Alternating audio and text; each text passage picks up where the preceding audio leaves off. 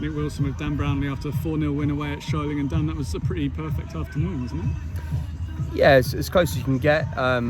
Clean sheet, 4 goals. I mean, the scoreline doesn't flatter us actually. Like, I think we've played really well. I think we've put on a really good performance. I thought the ideas worked. Sometimes they do, sometimes they don't. But today they did. The boys have been resolute. They've defended well. And Sholing, like, don't get me wrong. Whilst the result flatters, the difference in kind of going 4-0 up against a side like that, they've made us work for it. You know, it's not come easy. So whilst the scoreline looks good, it's even better on the basis that we've had to work hard for it. And like I say, they've got some real talent up there. Like Mason up top. Honest to God, it's like trying to mark it's not even trying to mark a brick wall, it's like a tidal wave. Like, a brick wall bounces off you, a tidal wave just swarms around you, and he's so effective. But for the large part, I thought Scotty and Bill dealt with him really well. And going forward, at times we were scintillating, and we created some really good moments. I think the only disappointing thing is we probably didn't score a couple more. But yeah, for a day's work away, another away day, it's really good. How important for the defenders are getting a clean sheet as well? Long overdue. Yeah, it's nice to kind of watch a game for the last 15-20 minutes and not be fretting at 3-2 and pulling what's left of your hair out. But yeah, it was a really good performance. You know, we were solid throughout.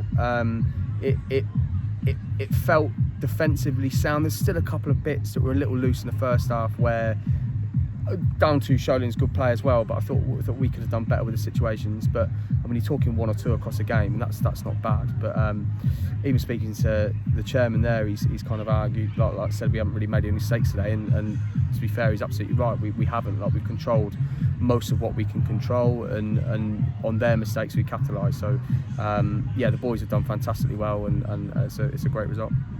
5 in a row in the league now, and every time I come off one of these, get more people saying we're near the playoffs. Do you start thinking about that stuff at this point? God no. It's just it's irrelevant at this stage. You know, well, look, it's a good marker. We've started really well. We've done fantastically, brilliant. Like 1-5 on a bounce, that's brilliant. No one would have anticipated that come the start of the season, so it's really, really good.